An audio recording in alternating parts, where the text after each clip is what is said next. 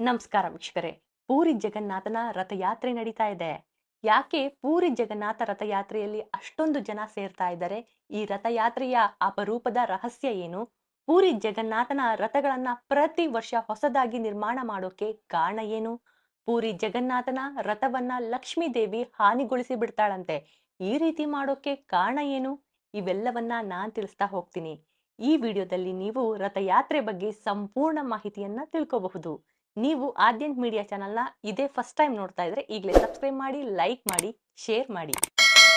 ಪೂರಿ ಜಗನ್ನಾಥನ ರಥಯಾತ್ರೆಯಲ್ಲಿ ಪ್ರತಿ ವರ್ಷ 3 ಹೊಸ ರಥಗಳನ್ನ ನಿರ್ಮಾಣಗೊಳಿಸಲಾಗುತ್ತೆ. ಕೋಟ್ಯಾಂತರ ರೂಪಾಯಿ ವೆಚ್ಚ ಮತ್ತು ತಿಂಗಳ ಶ್ರಮ ಬೇಕಾದ್ರೂ ಕೂಡ ಹಳೆಯ ರಥಗಳನ್ನ ಮರುಬಳಕೆ ಇಲ್ಲಿ ಮಾಡೋದೇ ಇಲ್ಲ. ಇದರ ಹಿಂದೆ ಆಳವಾದ ಧಾರ್ಮಿಕ ಕಾರಣಗಳು ಇವೆ. ಪೂರಿ ಜಗನ್ನಾಥನ ರಥಯಾತ್ರೆ ಆರಂಭವಾಗಿದ್ದು 8 ದಿನಗಳ ಕಾಲ ನಡೆಯುವ ಈ ಯಾತ್ರೆಯಲ್ಲಿ ಸಾಂಪ್ರದಾಯಿಕ ಹಾಗೂ ವಿಜ್ಞಾನವನ್ನೇ ಮೀರಿಸುವ ಹಲವಾರು ಆಶ್ಚರ್ಯಕರ ವಿಷಯ ಇದೆ. ರಥಯಾತ್ರೆಯ ವಿವರಣೆಯನ್ನ ಬ್ರಹ್ಮ ಪುರಾಣ, ಪದ್ಮ ಪುರಾಣ, ಸ್ಕಂದ ಪುರಾಣ ಮತ್ತು ಕಪಿಲ ಸಂಹಿತಗಳಲ್ಲಿ ಕಾಣಬಹುದು. ಉತ್ಸವದ ದಾಖಲೆಗಳನ್ನ 13ನೇ ಶತಮಾನದಲ್ಲೇ ಯುರೋಪಿಯನ್ ಪ್ರಯಾಣಿಕರು ಗಮನಿಸಿದ್ದಾರೆ. ಪ್ರತಿ ವರ್ಷ ರಥಯಾತ್ರೆಗೆ ಸಂಪೂರ್ಣವಾಗಿ ಹೊಸ 3 ರಥಗಳನ್ನ ಮಾಡಲಾಗುತ್ತೆ. ಈ ರಥಗಳ ನಿರ್ಮಾಣಕ್ಕೆ ಯಾವುದೇ ರೀತಿಯ ಮೊಳೆ, ಆಣಿ ಅಥವಾ ಕಬ್ಬಿಣವನ್ನ ಬಳಸೋದೇ ಇಲ್ಲ. ಕೇವಲ ಮರದ ತುಂಡುಗಳು ಮತ್ತು ದಾರಗಳನ್ನ ಬಳಸಿ ಸಾಂಪ್ರದಾಯಿಕವಾಗಿ ಕಟ್ಟಲಾಗುತ್ತೆ. ರಥಯಾತ್ರೆಯ ದಿನ ಪೂರಿಯ ಗಜಪತಿ ಮಹಾರಾಜರು ಭಗವಂತನ ರಥಗಳ ಮುಂಭಾಗದಲ್ಲಿ ಸಾಮಾನ್ಯ ಸೇವಕನಂತೆ ಬಂಗಾರದ ಪೊರಕೆಯಿಂದ ನೆಲವನ್ನ ಗೂಡಿಸ್ತಾರೆ. ಇದು ಭಗವಂತನ ಎದುರು ಎಲ್ಲರೂ ಸಮನಾದವರು ಮತ್ತು ದೇವರಿಗಿಂತ ಯಾರು ದೊಡ್ಡೋರಲ್ಲ ಎಂಬುದು ಇಲ್ಲಿ ಸಂದೇಶ ನೀಡುತ್ತೆ. ಈ ರಥಯಾತ್ರೆಯಲ್ಲಿ 3 ಪ್ರತ್ಯೇಕ ರಥಗಳಿವೆ. ಪ್ರತಿಯೊಂದಕ್ಕೂ ತನ್ನದೇ ಆದ ಹೆಸರು ಮತ್ತು ಬಣ್ಣ ಇದೆ. ಜಗನ್ನಾಥನ ರಥಕ್ಕೆ ನಂದಿಕೋಶ ಅಂತ ಕರೆದ್ರೆ ಕೆಂಪು ಮತ್ತು ಹಳದಿ ಬಣ್ಣದಲ್ಲಿರುತ್ತೆ. ಬಲಭದ್ರನ ರಥವು ತಾಳಧ್ವಜ ಕೆಂಪು ಮತ್ತು ನೀಲಿ ಬಣ್ಣದಲ್ಲಿರುತ್ತೆ ಅಥವಾ ಹಸಿರು ಬಣ್ಣದಲ್ಲಿರುತ್ತೆ. ಸುಭದ್ರೆ ದೇವಿಯ ರಥವು ದರ್ಪ ದಾಳನ ಅಂತ ಕರೀತಾರೆ, ಕೆಂಪು ಮತ್ತು ಕಪ್ಪು ಬಣ್ಣದಲ್ಲಿರುತ್ತೆ. ಪೂರಿ ಜಗನ್ನಾಥನ ರಥಗಳನ್ನ ಯಾವುದರಿಂದ ಮಾಡ್ತಾರೆ? ಹಾಗೆ ಈ ರಥವನ್ನ ಮಾಡೋಕೆ ಯಾವತ್ತಿಂದ ಶುರು ಮಾಡ್ತಾರೆ? ಈ ಪ್ರಶ್ನೆ ನಿಮ್ಮಲ್ಲೂ ಇರುತ್ತೆ ಅಲ್ವಾ? ಅದಕ್ಕೆಲ್ಲ ಉತ್ತರ ಇಲ್ಲಿದೆ.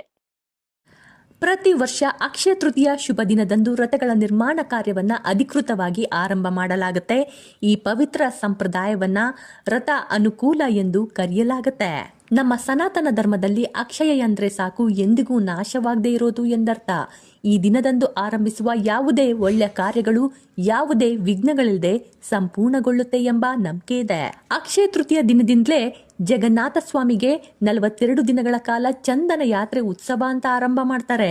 ಧಾರ್ಮಿಕ ಮತ್ತು ಪಾರಂಪರಿಕ ನಿಯಮಗಳ ಪ್ರಕಾರ ಭಗವಂತನ ಹೊಸ ರಥಗಳ ನಿರ್ಮಾಣಕ್ಕೆ ಇದು ಅತ್ಯಂತ ಮಂಗಳಕರ ದಿನ. ಇನ್ನು ರಥಗಳ ನಿರ್ಮಾಣಕ್ಕೆ ನಿರ್ದಿಷ್ಟ ಪ್ರಕಾರದ ಬಲವಾದ ಮತ್ತು ಸಾಂಪ್ರದಾಯಿಕ ಮರಗಳನ್ನ ಮಾತ್ರ ಬಳಸಲಾಗುತ್ತೆ. ಫಾಸಿ, ದೌರ ಮತ್ತು ಹಾಸನ್ ಮರಗಳನ್ನ ಪ್ರಮುಖವಾಗಿ ಬಳಸಲಾಗುತ್ತೆ.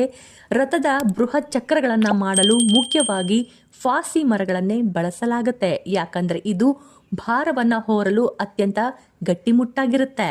ಈ ಮರಗಳನ್ನ ಒಡಿಸಾದ ದಶಪಲ ಎಂಬ ಅರಣ್ಯ ಭಾಗದಿಂದ ವಿಶೇಷ ಗೌರವದೊಂದಿಗೆ ತರಲಾಗುತ್ತೆ. ಇವುಗಳನ್ನ ವಾಡಿಕೆಯಂತೆ ಹಿಂದಿನ ರಾಜಪ್ರಭುತ್ವದ ದಾಸಪಲ ರಾಜ್ಯದಿಂದ ಆನುವಂಶಿಕ ಹಕ್ಕುಗಳು ಮತ್ತು ಸವಲತ್ತುಗಳನ್ನ ಹೊಂದಿರುವ ಬಡಗಿಗಳ ತಜ್ಞ ತಂಡವು ಮಾಡ್ತಾ ಹೋಗುತ್ತೆ. ಪ್ರತಿ ವರ್ಷ ಪೂರಿ ಜಗನ್ನಾಥ ದೇವಸ್ಥಾನದಲ್ಲಿ ನಡೆಯುವ ವಿಶ್ವ ಪ್ರಸಿದ್ಧ ಪೂರಿ ಜಗನ್ನಾಥ ರಥಯಾತ್ರೆಯನ್ನ ಕಣ್ತುಂಬಿಕೊಳ್ಳಲು ಲಕ್ಷಾಂತರ ಜನನೇ ಬರ್ತಾರೆ. ಈ ಪವಿತ್ರ ಸಂದರ್ಭದಲ್ಲಿ ದೈತ್ಯ ರಥಗಳನ್ನ ಪೂರಿ ರಸ್ತೆಗಳಲ್ಲಿ ಭಕ್ತಿ ಗೀತೆಗಳಿಂದ ಆಧ್ಯಾತ್ಮಿಕ ಆಚರಣೆಗಳನ್ನ ನಾವು ನೋಡಬಹುದು. ವರ್ಷಕ್ಕೊಮ್ಮೆ ಮಾತ್ರ ನಡೆಯುವಂತಹ ಈ ಪೂರಿ ಜಗನ್ನಾಥ ರಥಯಾತ್ರೆಗೆ ಸಂಬಂಧಿಸಿದಂತೆ ಒಂದು ಅಚ್ಚರಿಯ ಕತೆ ಇಲ್ಲಿ ನೀವು ಕೇಳಲೇಬೇಕು. ಲಕ್ಷ್ಮೀ ದೇವಿಯು ಒಮ್ಮೆ ಜಗನ್ನಾಥನ ಮೇಲೆ ಕೋಪಗೊಂಡು ಅವನ ರಥದ ಒಂದು ಭಾಗವನ್ನ ಹಾನಿಗೊಳಿಸಿದಳು ಎನ್ನುವ ಕತೆ ಇದರೊಂದಿಗೆ ಸಂಬಂಧ ಹೊಂದಿದೆ. ಹೌದು, ಸಂಪತ್ತಿನ ದೇವತೆಯಾದ ಲಕ್ಷ್ಮೀ ದೇವಿ ದೈವಿಕ ಪ್ರಯಾಣದ ಸಮಯದಲ್ಲಿ ಸಾರ್ವಜನಿಕವಾಗಿ ಕೋಪವನ್ನ ವ್ಯಕ್ತಪಡಿಸ್ತಾಳೆ. ಆದ್ರೆ ಇದು ಕೇವಲ ಕೋಪ ಅಲ್ಲ, ಇದು ಪ್ರೀತಿ, ಬೇಡಿಕೆ, ಭಾವನೆಗಳೊಂದಿಗೆ ಸಂಬಂಧ ಇದೆ. ಪ್ರತಿ ವರ್ಷ ರಥಯಾತ್ರೆ ಸಮಯದಲ್ಲಿ ಜಗನ್ನಾಥ ತನ್ನ ಸೋದರ ಬಲಭದ್ರ ಮತ್ತು ಸೋದರಿ ಸುಭದ್ರೆಯೊಂದಿಗೆ ಮುಖ್ಯ ದೇವಸ್ಥಾನದಿಂದ ಗುಡಿಚ ದೇವಸ್ಥಾನಕ್ಕೆ ಅಂದ್ರೆ ತನ್ನ ಚಿಕ್ಕಮ್ಮನ ಮನೆಗೆ ಹೋಗ್ತಾರೆ. ಭಕ್ತರು ಈ ಪ್ರಯಾಣವನ್ನ ಅಪಾರ ಭಕ್ತಿ ಮತ್ತು ಸಂತೋಷದಿಂದ ಆಚರಣೆ ಮಾಡ್ತಾರೆ. ಆದ್ರೆ ದೇವಸ್ಥಾನದ ದಂತಕಥೆಯ ಪ್ರಕಾರ ಲಕ್ಷ್ಮೀ ದೇವಿಯನ್ನ ದೇವಸ್ಥಾನದಲ್ಲೇ ಬಿಟ್ಟು ಇವರು ತಮ್ಮ ಚಿಕ್ಕಮ್ಮನ ಮನೆಗೆ ಪ್ರಯಾಣ ಮಾಡ್ತಾರೆ.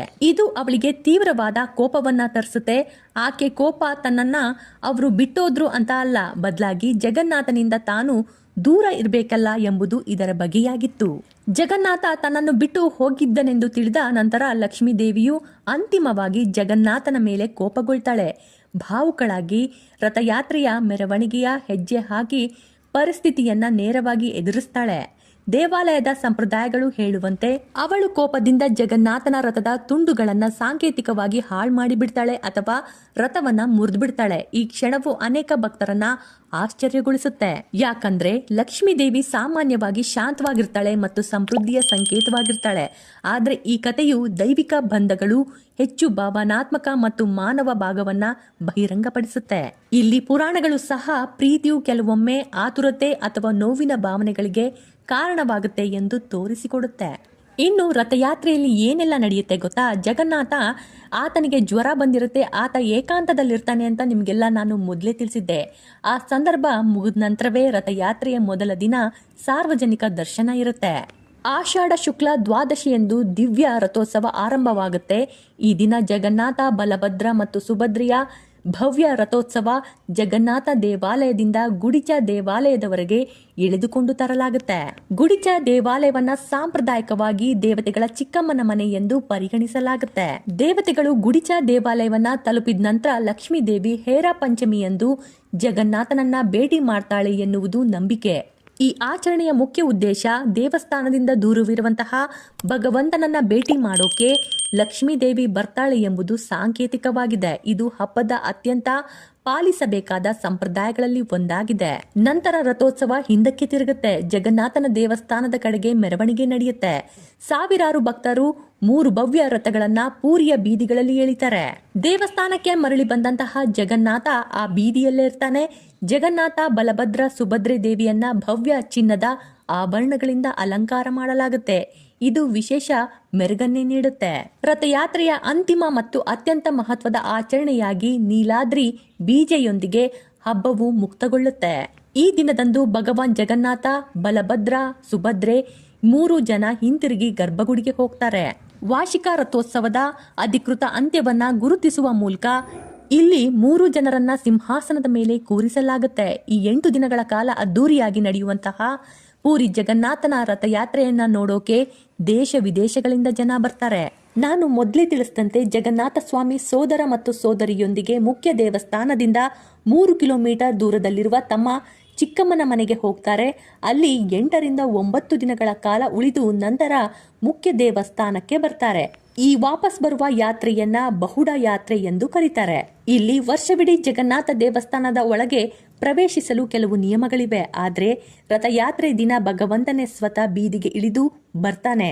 ಜಾತಿ, ಮತ, ಧರ್ಮ, ದೇಶಗಳ ಭೇದವಿಲ್ಲದೆ ಪ್ರತಿಯೊಬ್ಬ ಭಕ್ತರಿಗೂ ಭಗವಂತ ದರ್ಶನವನ್ನ ನೀಡ್ತಾನೆ. ಇಲ್ಲಿರತ್ತ ಹಗ್ಗಗಳನ್ನ ಒಮ್ಮೆಯಾದ್ರೂ ಎಳೆದ್ರೆ ಪೂರ್ವ ಜನ್ಮದ ಪಾಪಗಳಿಂದ ಮುಕ್ತಿ ಸಿಗುತ್ತೆ ಮತ್ತು ಮೋಕ್ಷ ಲಭಿಸುತ್ತೆ ಎಂಬುದು ಭಕ್ತರ ದೃಢವಾದ ನಂಬಿಕೆ. ಕೊನೆಯದಾಗಿ ಈ ವಿಷಯ ಹೇಳಲೇಬೇಕು. ಪೂರಿ ಜಗನ್ನಾಥ ದೇವಸ್ಥಾನದ ಅಡುಗೆ ಮನೆ ಬಗ್ಗೆ.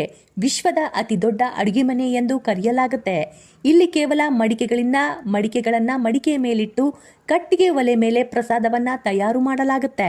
ಇಲ್ಲಿ ಒಲೆ ಮೇಲೆ ಒಂದರ ಮೇಲೊಂದು 7 ಮಡಿಕೆಗಳನ್ನ ಇಡ್ತಾರೆ. ಅದ್ಭುತ ಏನಂದ್ರೆ ಎಲ್ಲದಕ್ಕಿಂತ ಮೇಲಿರುವ ಮಡಿಕೆಯ ಅನ್ನ ಮೊದಲು ಬೇಯುತ್ತೆ ಮತ್ತು ಕೆಳಗಿರುವ ಮಡಿಕೆಯ ಅನ್ನ ಕೊನೆಯದಾಗಿ ಬೇಯುತ್ತೆ. ರಥಯಾತ್ರೆ ಸಮಯದಲ್ಲಿ ಈ ಪವಿತ್ರ ಮಹಾಪ್ರಸಾದವನ್ನ ಜಾತಿ ಮತಗಳ ಭೇದವಿಲ್ಲದೆ ಲಕ್ಷಾಂತರ ಜನ ಊಟ ಮಾಡ್ತಾರೆ. ಇದು ಪೂರಿ ಜಗನ್ನಾಥನ ರಥಯಾತ್ರೆಯ ಬಗ್ಗೆ ಇದ್ದಂತಹ ಸಂಪೂರ್ಣ ಮಾಹಿತಿ. ನನ್ನ ವಿಡಿಯೋ ನಿಮಗೆ ಇಷ್ಟ ಆಗಿತ್ತು ಅಂದ್ರೆ ಲೈಕ್ ಮಾಡಿ, ಶೇರ್ ಮಾಡಿ, ಸಬ್ಸ್ಕ್ರೈಬ್ ಆಗೋದನ್ನ ಮಾತ್ರ ಮರಿಲೇಬೇಡಿ. ಧನ್ಯವಾದಗಳು.